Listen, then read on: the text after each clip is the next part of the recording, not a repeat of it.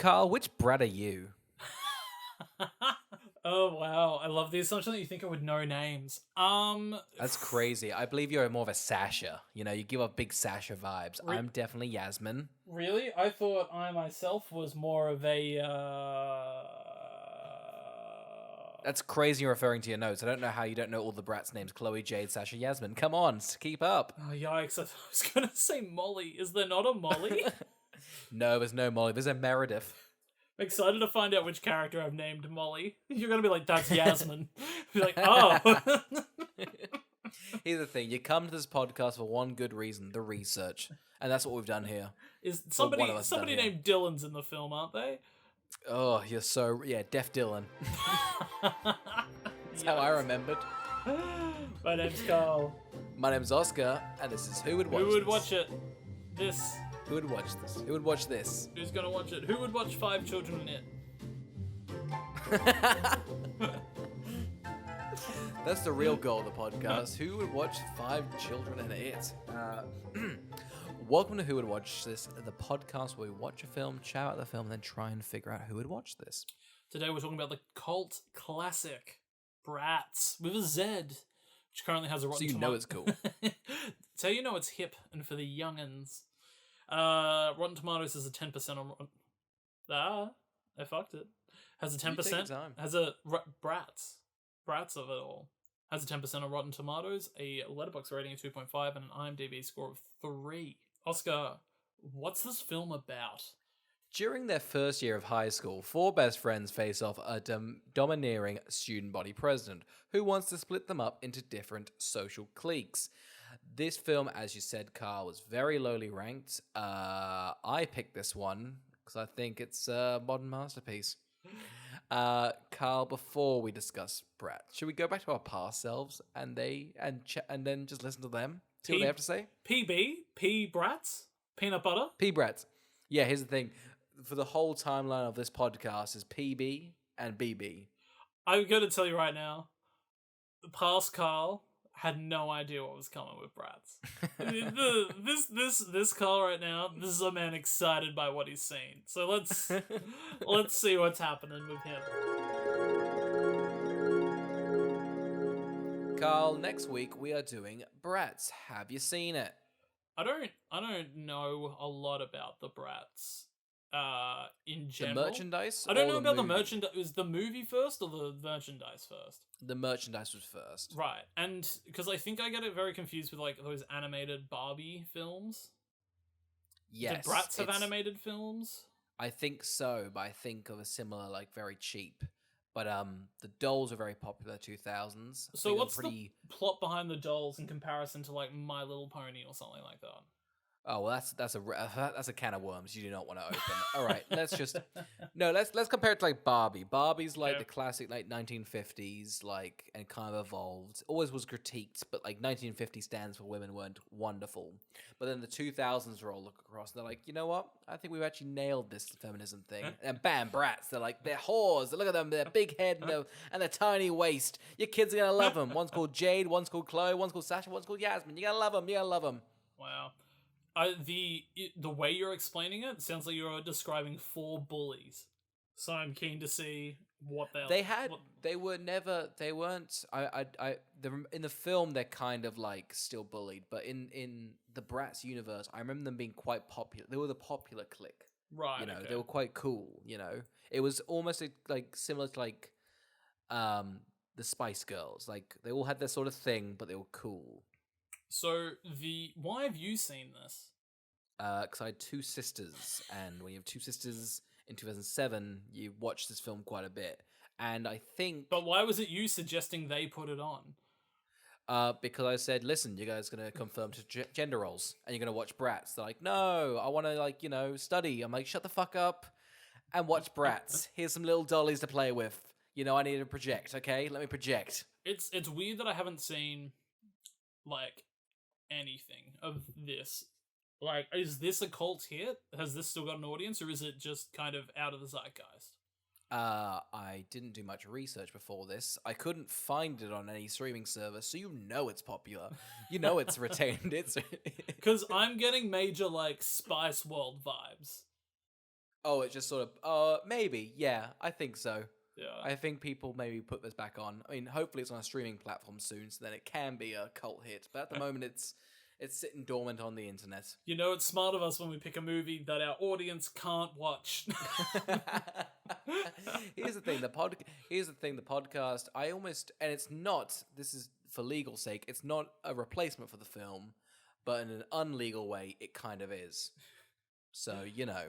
I think what is frustrating for me is it's already a movie I don't want to watch, but now I'm gonna have to like fucking fish up a VCR copy of it from like a Vinnie's down the road, and then they got a bunch of copies. Do not worry, it's a cult hit. It's a cult hit. Blow the dust off my VCR player and put it in and rewind the movie to the beginning.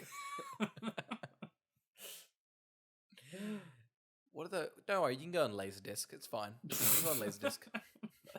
I would like this over 4 floppy disks that I will insert into my computer, please.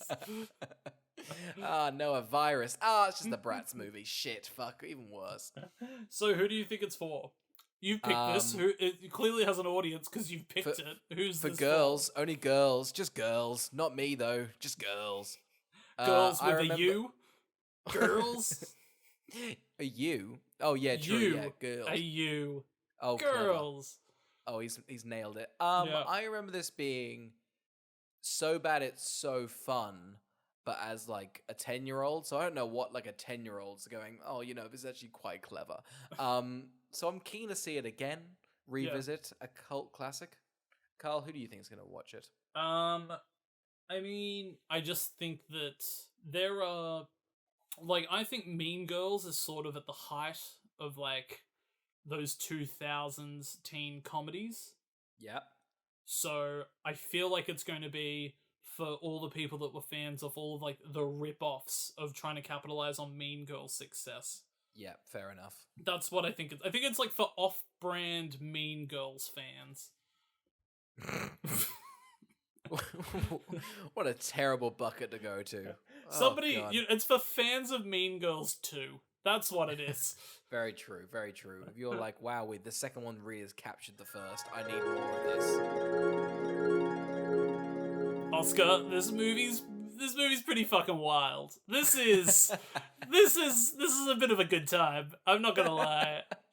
Oh, it's so good, isn't it? At the start, you're like, at the start, I'm like, I made a fucking grave mistake. What the fuck have I decided to do? I put my fucking I put myself out here, and it's gonna, and then it picks up, and it's a perfect film. The cackle I gave when there was a time jump minutes into the film. Oh my god, I really what needed changes? this in my Nothing. week. It's one of the funniest things of like, nothing will ever change us. Hard cut. 2 years later, like, oh. Not only did nothing change them, but like such little outward forces, and they immediately cave. Let's jump into Bratz, because the tone is set perfectly. We get introduced to Comic Sans Lion Gates. You know it's gonna be good. You know it's gonna be good. Oh, yeah, we meet all of our gals. They're all on Skype. It's great internet. It's very of the time. We can also just jump into who these characters are, because essentially they can boil down to a word. Chloe, she's the sport one. Jade, she's rich, but her parents don't know she's a fashionista. Sasha, her parents are divorced. That's her character motivation. And then Yasmin is kind of the main character, I would say, right? Yeah. She doesn't belong in this world. She's still popular, but she doesn't have a thing.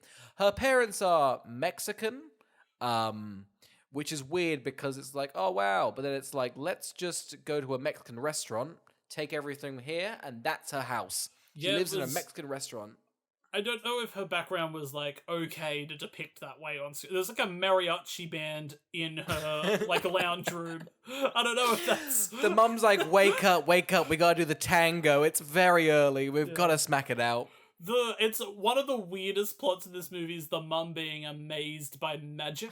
The daughter keeps pulling chocolates out of her ears. It's kind of a fucked up thing because there's parts where she's just in PJs and she's still able to do it. And I was like, have you got them all the time? Are they like the softest gooeyest, hottest. Honestly, she like, gets home from like school. She's like, "Fuck, I'm just covered in like small pots of chocolate." People keep thinking I'm shitting myself in various locations, but it's further from the truth. I like to think she's like Spider-Man, and chocolates just produce out of her wrist, just like Open up, slowly mum. and slowly and painfully. Or it takes like 8 hours to produce one, just like so. It's constantly like inching its way out.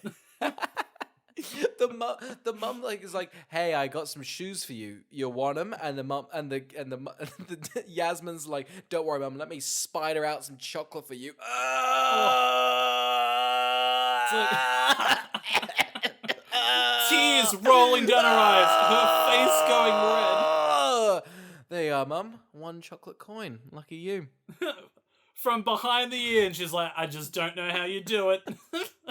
The film's off to a cracking start. The other one is the girl that has like the divorced parents. Sasha. I There don't is- know why you've forgotten their names. They're all There- memorable. They're all so memorable. There is a staggering story arc that is never concluded, but her dad struggles so much using a toaster. So much. I've never seen a man struggle so much He's using like a toaster. smacking the side. He's like putting it down. It's like, it just won't work. And then Sasha comes in like, "Let me just press a button, Dad. Get your shit together. That's why Mum left you." When you're a single father, a toaster's your best friend. That's breakfast, lunch, and dinner. That's your main cooker. And if you can't use that, I can only imagine her dad would have died weeks ago. Starved to death. Starved to death. Starved to death. They do a great job at making single divorcee parent life really grim. Harrowing. Anytime it cut to the dad, I went, "Oh God, this is sad." God, get back with the mum or just end it there. There's no hope for you. Goodness. I don't even care what you guys are like relationship wise. Just stop whatever this is. They're also like constantly amazed at how smart her daughter is. The mom's like, "Hey, tell your dad you're going to the dentist on Thursday." She's like, "Why can't the two of you just talk?" "And I'm going to the dentist Friday." And they're like, "Oh wow, she really outsmarted us on this She's one." got And us. the dad's like, "My hand's in the toaster." Nah. I'm gonna run a bath, see if that helps. Should I water it off? Okay, anyway, they're all on Skype, you're right. They're like, "What should we wear?" And, all that sort of jazz. The school, we're introduced to the school. It's its own character. Essentially, in Miss Bratz universe, it's 1984. They've got banners of, like, obey. Just, like, listen to school. This is the most, there's, like, security guards everywhere. It's a dystopia. I'm scared. People are being thrown 40 meters in the air by other cheerleaders, and they're like, "Isn't this a fun way to begin the day?" I'm just like, what school is that? Who's going here? This school's illegal in terms of what the kids are doing to one another. It's like they go in, and one student's already like, "We've segregated everyone, and there's peace and harmony between all cliques." It's like fucking Divergent. It's pretty much these four brats are Shailene Woodley in Divergent. Oh, 100%. And they're here to shake shit This up. was the first YA novel, The Bratz. Hunger Games took notes. Because I love it. Because Yasmin, the original Katniss Everdeen. Anyway, we'll get into it. So essentially, the school genuinely is like a dictatorship run by John Voight, which is fun. who I dare say is wearing a fake prosthetic nose to make sure that people do not realize he's in the film. But my God, does it look like John Voight? That Comic Sans pops up John Voight. He tries to push it away. He's like, "Don't you dare tell him I'm in this." He tries sweeping away the credit. He's like, "I had bills to pay." Anyway, he's the principal. He's stuffy. And his daughter, Meredith, is one segregated into the school. She's the top dog. She's the bully of the bullies. She segregates the whole school. Everyone rocks up to school first day. They're like, "All right, let's have a look at you. You're a punk. Off to the punks." They know to like line up so she can visually judge them by their cover. She loves the line, "Judge a book by its cover." Oh, I love it. Here's the thing. There's one group she puts people in, and I do dare say this is what we'd be put. She goes, "You're a juggler." Puts over to the juggling. I would have, in my first day of high school, someone said, "You look like a juggler." I'm blowing my brains out. There's no way you're coming back from that. That is embarrassing. I love it. They're like, "You can join the dinosaur clique," which was people that like act like dinosaurs. It's not even they're obsessed; they just act like dinosaurs. There's also the disco clique. They're all like in afros and rollerblades. It's just like, God, I didn't bring any props to school. It's the first day. I didn't know this was going to be a requirement. Back to Bratz. So these friends who have been friends for years and are so like they can't work without each other.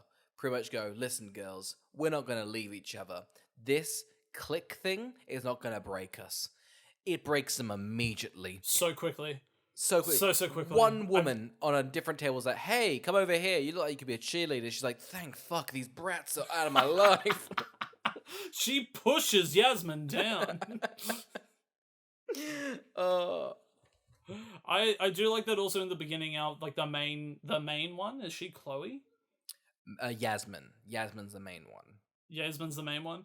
She's immediately called ignorant by a deaf person. Oh, it's great. She runs into the blind boy Dylan. Sorry, the deaf boy Dylan. Deaf Dylan, that's how I remembered. But she pretty much, it's an iconic line. She runs into him and she's like, oh, what are you, blind? And he's like, no, I'm deaf. And she's like, you don't look deaf. And he's like, you don't look ignorant. Oh my God. Shakespeare himself couldn't. It's one it's one of those things where I actually think the actress does a good job where it's almost like a moment where she's supposed to realize she's not the center of the world. Yeah, she's like, when but this I'm one of boy's the brats. like, I'm deaf and you're an ignorant bitch. And she's like, oh my God, you're right. Like, fuck, am I the villain in the Bratz movie? Fucking hell. And then Meredith walked past. She's like, God, thank God. Okay, then what am I? Can we just... I've got thoughts on Meredith. I can only assume positive. I think this actress kills this role. Yeah. She's fantastic in this film. I want spin-offs. I looked up, she hasn't done as much as some of the other people that are in this movie. I think that's a crime. I think she's easily the best standout. 100%. I would not only give her an Oscar, I'd give her the shirt off my back. I'd give her... if she murdered somebody and she said, somebody grab the smoking gun, I'd grab it. And I'd say, I shot it. That's how good I think she is. I think the movie is at its best when she's on screen. 100%. I just think... Fantastic. Serious, This is... Brings what such a talent. positive energy. Like, she is playing this, like, pompous, like, classic early 2000s, like, teen that's, like, pampered and stuff. And it's like Sharpay from like High School Musical with like Regina George. It's like really like pretty up there and like brings a lot of energy, like hateful and like so exaggerated, but like so much fun to watch. Clearly having like fun with what she's doing. 100%. I think she knows what this is. She deserves like a Rachel McAdams career. Like, I think she's absolutely fantastic in the film. So huge kudos to her. So basically, they completely fall apart into their cliques. I love it, though. Yasmin doesn't have a clique. No, it's great. Essentially, like, this whole, this dystopia is just like, listen, if you can't fit into a group, a clique, if you will be abandoned. You will have nowhere left to turn. The three other brats, they find their cliques and they conform. Yasmin doesn't, and as a result, she's shunned by the other fellow students. 2 years pass, she's bitter. She's bitter. When we get to the 2 years later, they're like, "Hey, we're going to have a like a talent competition," and Yasmin and one of the other brats look at one another like they've killed someone, and it's like I know what you did, and she's like, "We should meet in the bathroom to discuss the fact that we both know that we killed someone." Then Yasmin's like, "So the talent show." Chloe's like, "Okay, fuck, okay." Ugh. She's like, have you not been getting those letters saying you know what we did last summer? Thank God. Okay. I'll put them in the bin. by a hook hand, man. During this time that we're sort of like readjusting to all of these girls' relationships and how they're not together anymore, Dylan, the deaf boy, is still playing piano, and a pretty hip, cool teacher comes in and is like, Dylan, thought you were just a cool jock. I didn't know you could play piano. And the guy's like, I've been coming here for many weeks. I'm also deaf, so let's not rub it in. The teacher then puts his chair backwards, sits on it, so you know he's real cool. The moment this teacher tried to act cool, nothing prepared me for the fact that he was going to go, hey, you should be a DJ. essentially going to the deaf boy like, hey, I think music's in your sight. And sure, go nuts, fair enough. However, his plan, and I don't know much about the science of vibrations, but he's like, Dylan's like, I can't hear music. And then teacher's like, hey, touch the speaker. Now I'm going to touch my speaker right now. Hello? Oh, that sounded like a perfect little harmony you just sang there. Wow. It's like this teacher's unlocked another sense in this boy. He's like, I hear trains, birds, I feel the vibrations of everything. I wouldn't be surprised if he became like a Daredevil-esque superhero. Like The army gets involved. Like, this boy can feel music. We didn't know this was possible. How funny would it be if in the background of this Bratz movie was like a superhero origin story unfolding? This director knows how to craft a tale. In the background is such an interwoven, like, mystery. Like, he has to solve crimes from just hearing audio logs from the crime scene. Somebody walks in and is like, the baby geniuses have been taken. We need somebody that can feel vibration to be able to free them. Anyway, this plot then stops immediately. Yasmin's alone for, I guess, for 2 years at like lunch. And I'm convinced she's never talked to another person No. in 2 years. Never. essentially, and I think Meredith has been keeping her from talking to people because then she sees Yasmin about to talk to like one of the boys, and she's like, "Here, dog, go out and kill Yasmin." She just throws the dog on the ground. She's like, "Kill, eat her," and the dog just follows it. It's gonna gnaw her face off. People don't seem shocked there's a dog waltzing around the school. If there was a dog in my school, the school would be put into lockdown. You are put in a lockdown. I remember that happened in my primary school. It's great. You get to just Yeah, see this like- dog just wandering around. You're like, that's essentially our bomb threat because we don't have any bombs in Australia. So, we gotta freak out over a dog. You Americans That's are a so gas. lucky. That's a gas dog. It's gonna blow. Yeah, so she essentially throws a dog at Yasmin. Yasmin's about to talk to a boy for the first time in 2 years, and the dog just gnaws at her leg and she falls, throwing spaghetti, comically might I add, off the balcony. And who's it land on? Jade. Oh. All 4 girls all end up with food on them. This food fight feels like hours. Like it's a community-esque paintball fight. Like they're fighting with food for ages. The best thing is it climaxes so quickly with them all suddenly having cream pies. I don't know who's given them cream pies. I don't know where they've gotten them from.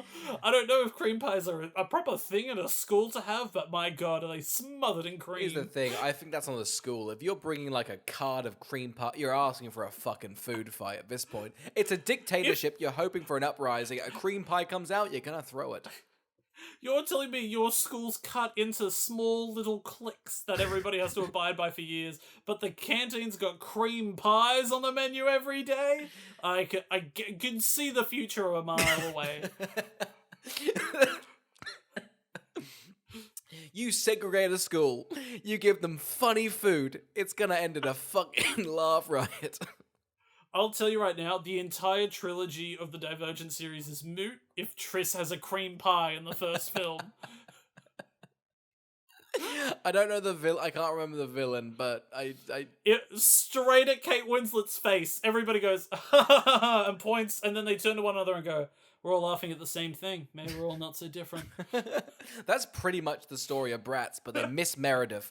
And then John Voight's bust he's built in the school, like, rocks and falls over. What kind of principal has a That's just asking to be vandalized constantly. Oh, absolutely. It's fine china. It's on a plinth. All of the girls are put into detention. Yeah. Because Meredith says so. And then they all start to get along, but one of the characters says one of the meanest things I've ever heard. You don't have a dad or a bank account.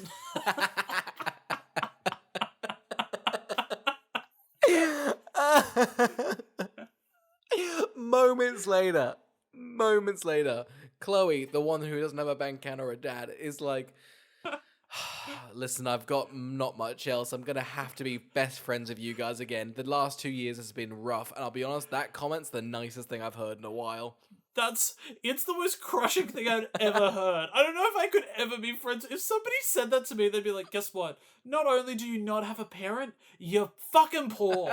You don't even have a bank account, you're so poor. You rely on your mum. Like, it's so mean, and her best friend tells her this. God, immediately after, they're like, we should all hang out a lot more now. Somebody was like, God, I really miss your sense of humor when it comes to her parents being divorced and how poor she is. That's right. The Why other would we ever give the this other up? two were like, God, I remember mocking the poor. It's so much fun. We've got to get back. We got to get the troop back together. They're like, oh, that's right. The poor chick in our group's the Duff. Like, yeah, it should be a 4. Here's the thing: my family life isn't great. My mum's doing like addicted to chocolate, and I haven't seen it. But you know, I've got a dad, so that's a win. Hey girls, I've got a secret. My wrists painfully produce chocolate over the course of an 8-hour interval. It's harrowing, and I haven't been able to tell anyone for 2 years. No one's chatted to me. I admit the first thing I want to bring up, and not a single person talks to me. I haven't worn a t-shirt in years. I'm constantly in skivvies in shame. I do really like this point of they like, hey, we're not friends anymore because of those bloody cliques, and Yasmin's like, yeah, you're right. And I mean, that's not our fault. We're all in one. And I was like, yeah, this is the girl who's not in a clique. Like, Yasmin been hanging out with her weird brother. We should talk about him. so I was confused because I thought that was one of the other girls' brothers. And I was like, oh, this is a wild thing that's occurred 2 years later. Yeah. We can discuss the brother now. This is the grossest character I've seen committed to film in a long time. He made me uncomfortable through the entire runtime.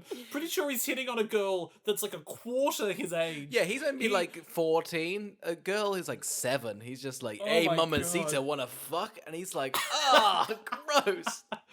He's also constantly like, God, my hair looks good. I'm like, hey, mate. It doesn't. Your hair looks shit.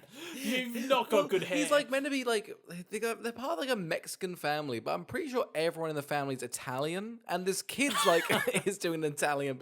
He's got like the classic white like vest on, like black gelled. His hair is essentially like all gelled up, just like that, and then one single strand down.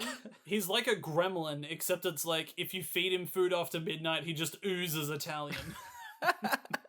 No, my power's salami out the wrist. It's a bit fucked up genetics.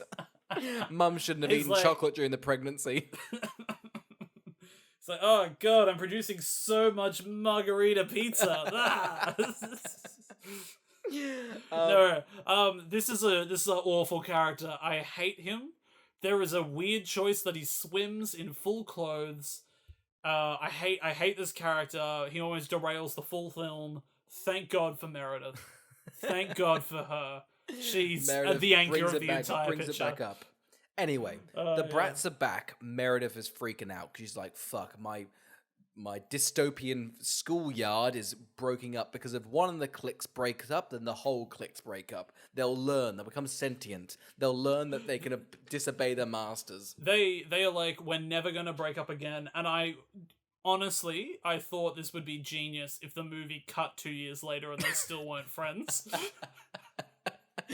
Listen, those cliques are really enticing. That's the thing. Yeah. I play soccer. The same food fight has to happen, and they're like, "Oh yeah, that's right." We discussed this, guys. We gotta stop doing this. It's a small opportunity to leave the cliques. They're like, "Oh, that's right. I burned you about your dead dad and you being poor. Fuck, that was a good day." Guys, let's do it again. You have no fucking dad or a bank account, guys. 3, 2, 1. That's great, isn't it? You're the filthiest piece of shit I've ever seen. I wouldn't even piss on your dad's grave. Oh, Jade, you still got it, bitch. They're like, God, I forget how funny she is. Meredith is like, okay, fuck. These brats are fucking gonna ruin things before this talent show. I need to make sure that they're excluded. I know what I'm gonna do. I'm gonna host a sweet 16th birthday for me, invite every single person except the brats. Then they'll feel more left out. Yeah, it's weird, and then I'm also really confused by the fact it's really ham-fisted. So much about this movie has to do with MTV. Yeah, I don't know if MTV was like, it's 2007. I don't know how much MTV was popping off. I feel like it was kind of declining at that point. Could they have produced this? Maybe, yeah, they might have produced it. I feel like maybe it was it's an affiliation of Lionsgate. I don't know where MTV sits. maybe it did feel like I feel like Sweet 16s were a thing though. That like kind of I think that's a thing. Yeah. Yeah. Yeah. Anyway, MTV shows up. She invites everyone but the Bratz to make sure they don't like mingle with the other cliques and destroy them. But essentially, it's gonna be a sick party. Now, Chloe's deadbeat mother and her she got no money and no dad, and she got a deadbeat mother. Her mother is a caterer. She used to be a nanny for Meredith, but then the parents fired her because, again, she's a deadbeat mother who steals. The her daughter walks in and is like, aren't you supposed to be catering today? Turns the corner, the mother's asleep. 2 bowls of red in a hand. On the couch, passed out. The mother stirs. She's like, "Oh god, I shouldn't have had a full bottle of pills and all of that red." She's like, "It's fine. I've only been conked out 48 hours. Shit." Oh, I've got so many canapes to make, and I cannot see the color red. And then she just conks out again. So the kid's like, "I guess me and my brats will have to do it." Calls up the Bratz and are like, "Hey, my mum's got a rosé headache. Can you come over and cook for 9 hours?" Okay, Meredith has hired an elephant. MTV's gonna be there, and these brats rock up with some cupcakes and some fruit. I don't care if they're 14 and can't bake. Get your shit together, girls. The worst catering I've ever seen. If somebody gave this to me, I'd throw up. I'd instantly reject the food. Also, them cooking, they throw more food at one another than they do cook. No wonder there's barely any food produced after 9 hours of cooking. It's also hilarious because the mum turns the corner, fully dressed, fully washed, fully made up, and is like, let's get cooking. Oh, you've done it already? Oh, I didn't realize and didn't pretend to be asleep for the last 9 hours. Ruh-roh, another glass of wine then from what, mommy?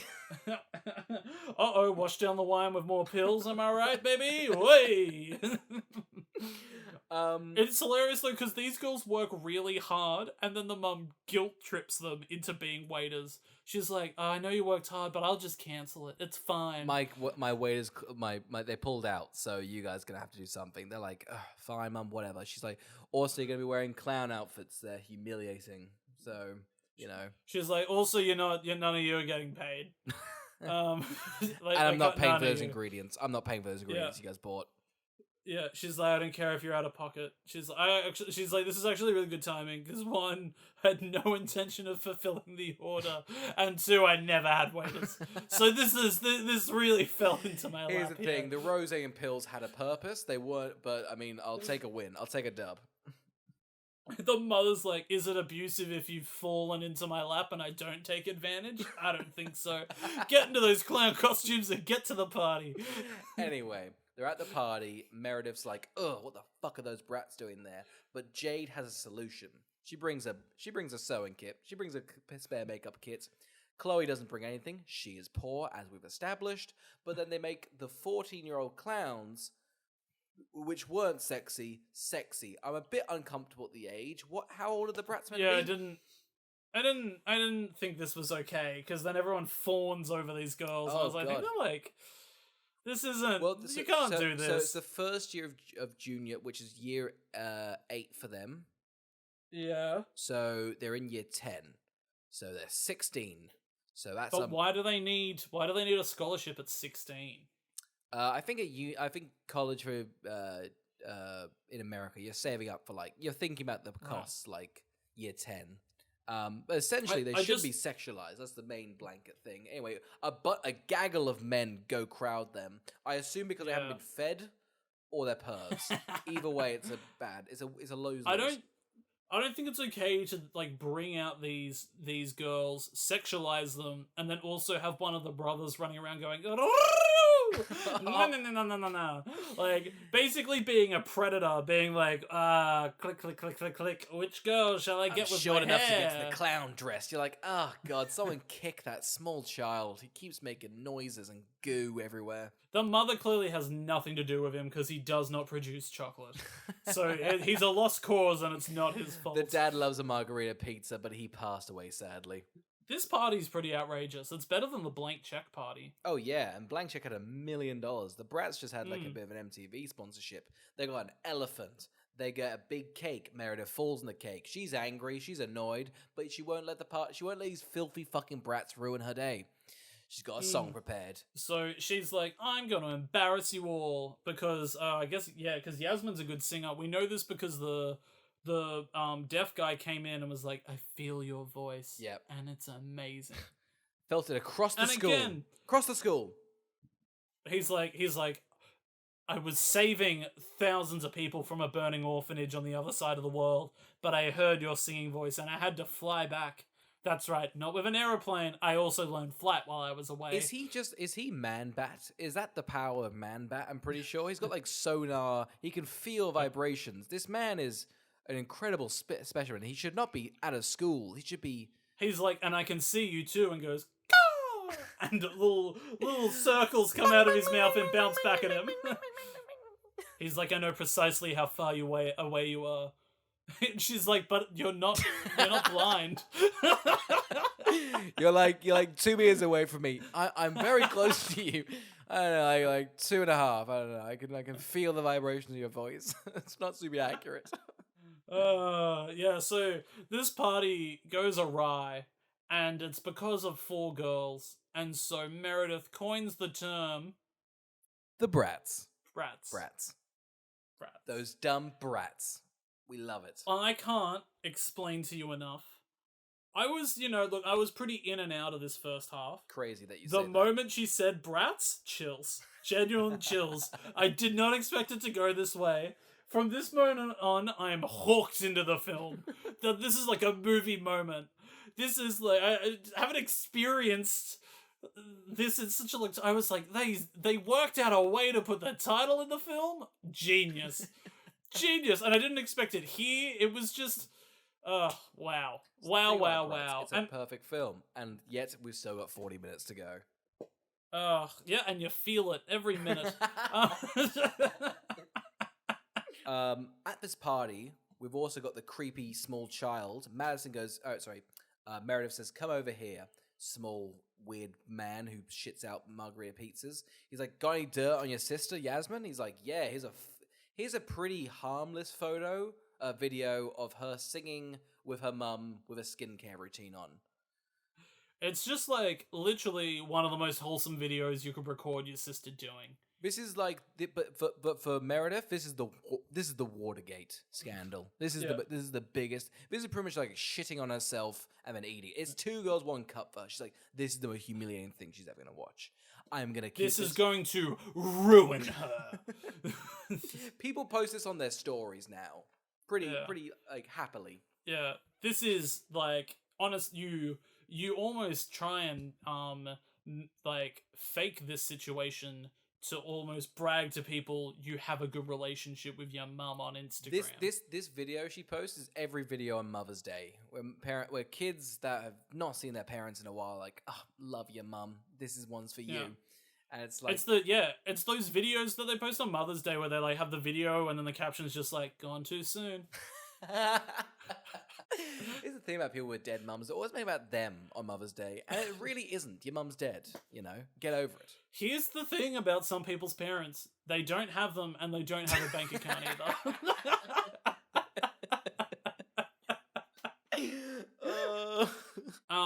So they because Meredith basically gets fed up.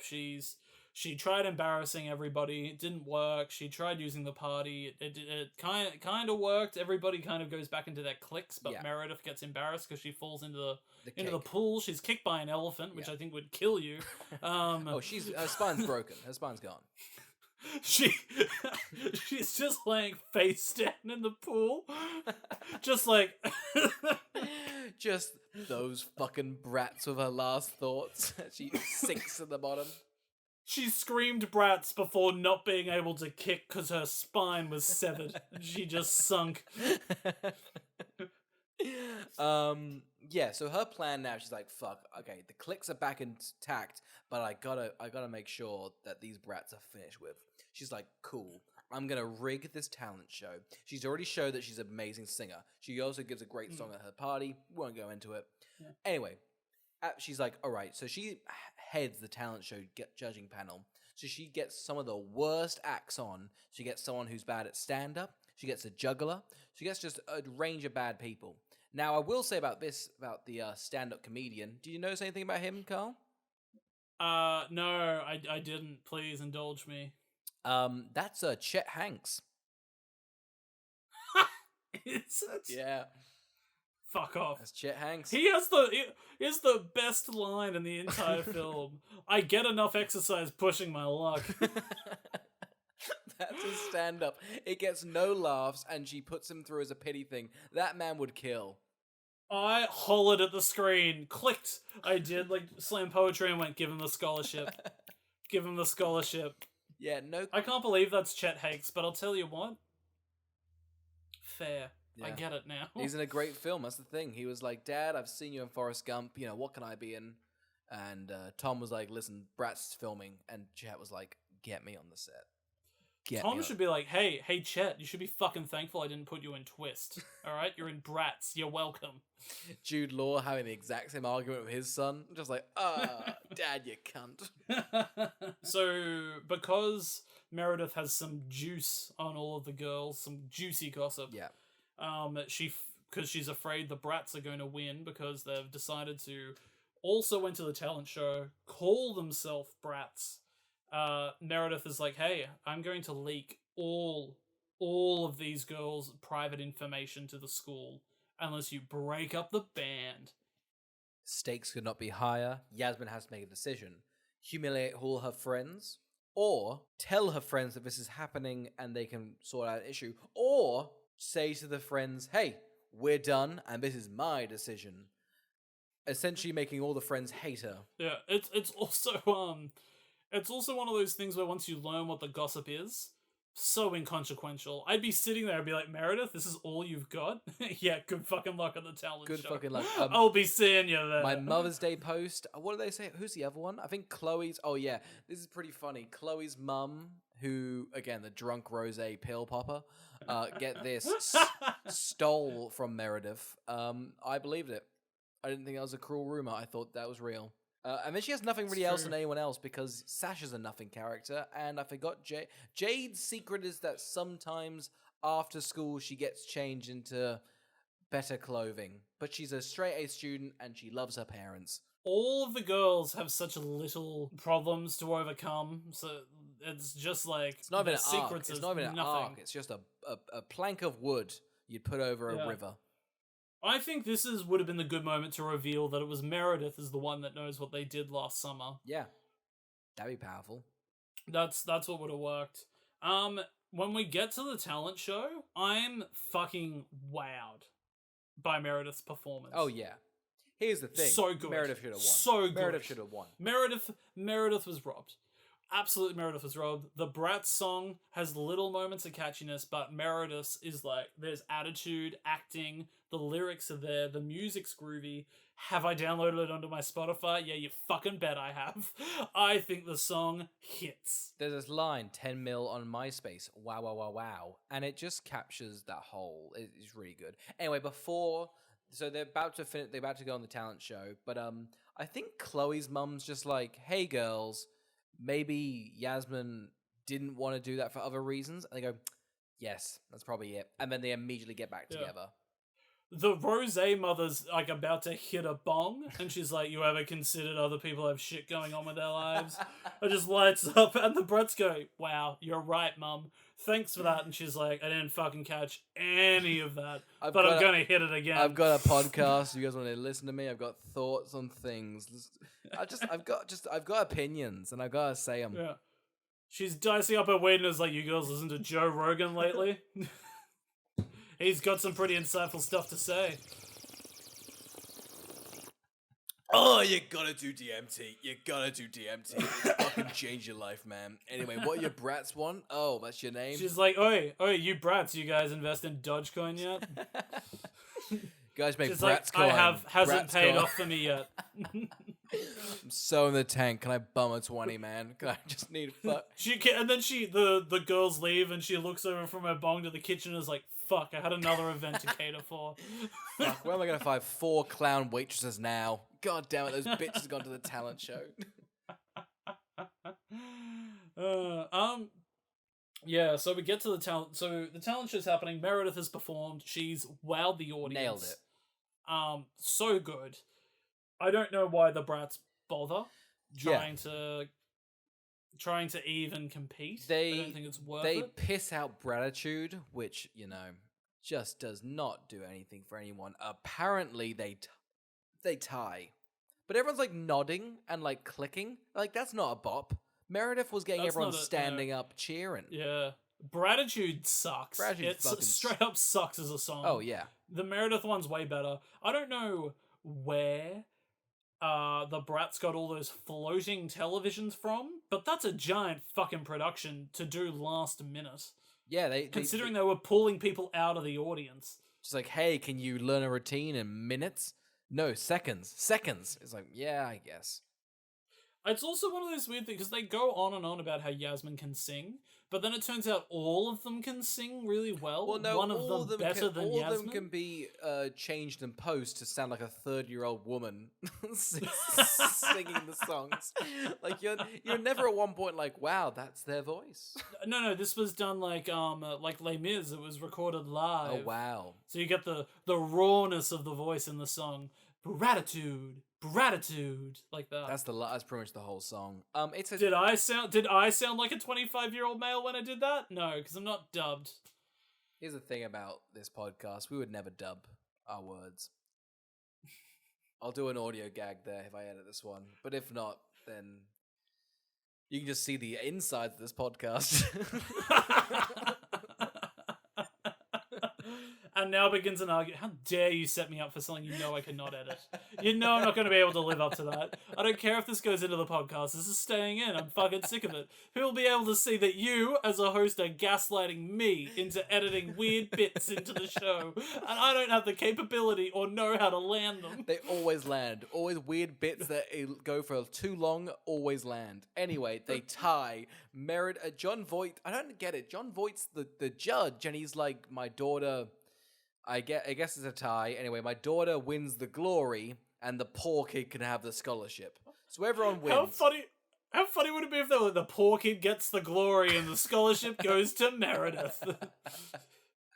I think this is a win for Meredith. Although the clicks seem to like dissipate, and her reign of this dystopia is over. I feel as soon as they end high school, she's got a scholarship.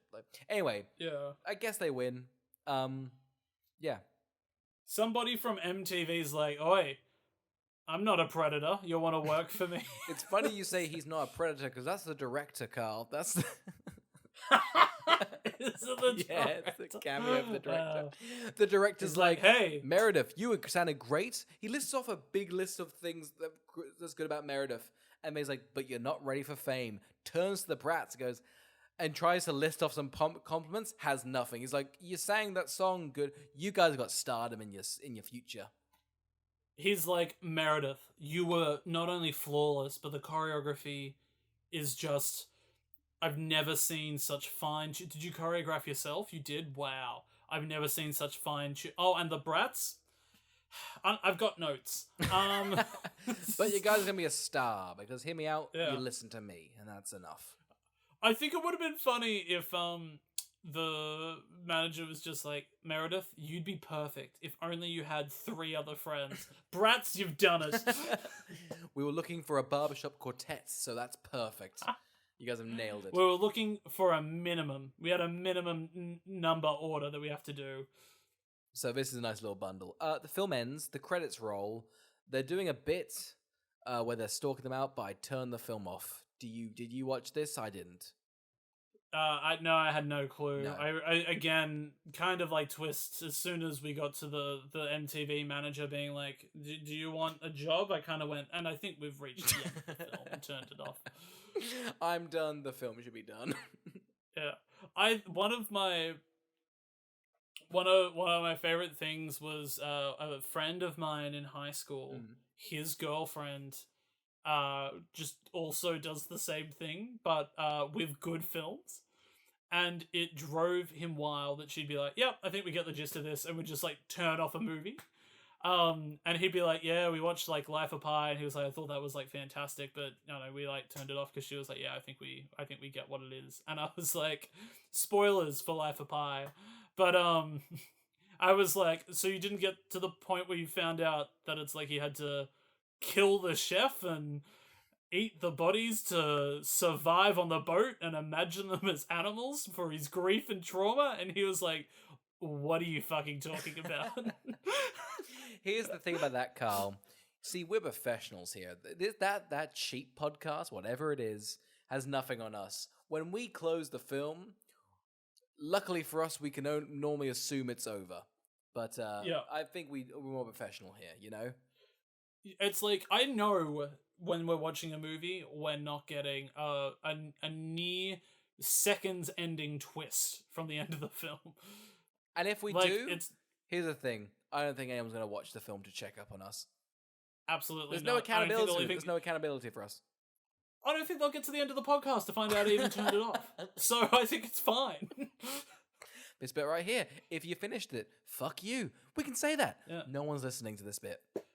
Yeah, absolutely. If you are listening to this bit, write in. We'd love to hear Love from to you. hear from Ask wwwtpodcast@gmail.com. Send us a tweet. Send us any form of direct contact. We're desperate for it. Please. Also, if you're not listening to us right now, I'd love for you to also send us an email, because I'd just be impressed. Yeah.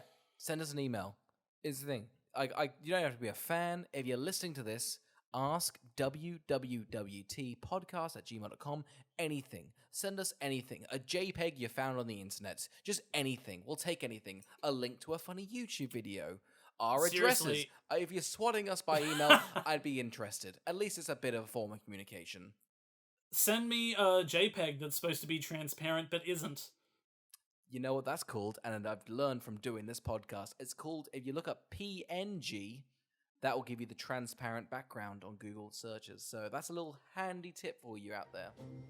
Yeah, I don't want to fucking listen to you.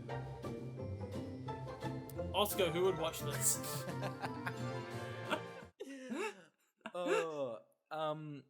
It is very good.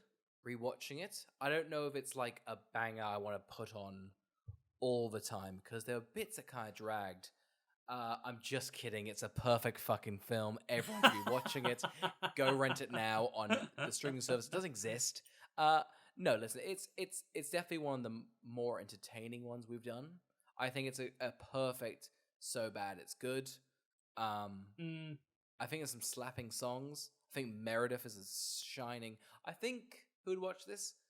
If you're an older brother of two sisters, and you want to watch this film, force your sisters to watch it, and then you get to watch it. Carl, who would watch it? Who should watch it? I don't know, maybe a Hollywood fucking casting director should watch it and cast Meredith in some stuff, because you've been skipping out on her. She's the Meryl Streep of our generation, and you're sleeping on her. Okay, Hollywood? You're sleeping on her. Are you happy with what you've done? You've caused this. Who else do I think it's for?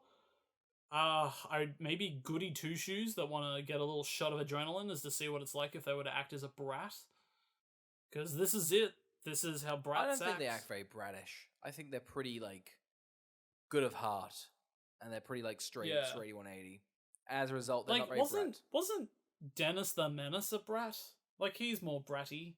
Yeah, he's an absolute hooligan, really. He's an absolute he's a troublemaker.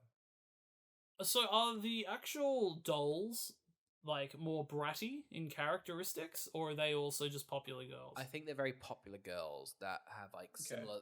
Yeah, I don't think... I've also played the PlayStation 2 game of Bratz, so, you know, I'm quite well-versed in this stuff. That's a slapper of a game. Sad. You're saying words that are meant to be hurtful, and yet I'm just... Okay, I'm rubber, you're glue, and they're just bouncing off. If I wanted to say words that hurt, I'd say, hey, you don't have a dad, and you don't have a bank account either. And we would not be friends. Never mind, we'd be friends for life, even after not speaking for 2 years. Absolutely. Wouldn't it be crazy if after this podcast we just went on hiatus for 2 years? And Should that's that's how we're announcing it. Bam. Cut to 2 years later. Fun for the listener if you keep checking on us over 2 years. How we upload blank episodes, so you have to kind of listen in every episode. Like, fuck, another blank episode.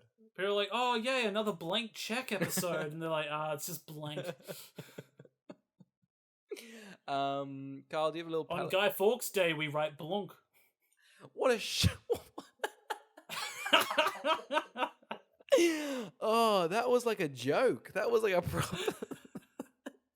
I'm not used to that. Like, it wasn't good, but I was like, no, it wasn't good, but it landed, and that's what mattered. I was more surprised. It was it's like something you read like in a newspaper. It's also a New York Times level gag in the comic strip. It's one of those you have to think about it, you know? Somebody should draw me, and I'll be like... Imagine a newspaper, listen to this entire episode of podcast, and then you'll get the joke. Oscar, what are we reviewing next week? Carl, next week we're doing a classic comedy that's been remembered from the ages. Why? It's This Means War. Wow. I guarantee you that's going to be our least listened to episode ever. Who's asking for This Means War? Who wants our opinion of This Means War? I think we need to hold up a picture of the poster, and then we need to make people watch the movie. Yeah. And then we'd be like, what do you think? They go, I've already forgotten about it. It's a hard movie to even think it came out in cinemas and people watched it. Yeah. And went, huh! This Means War. This Means war. Thanks for listening. Thanks for listening.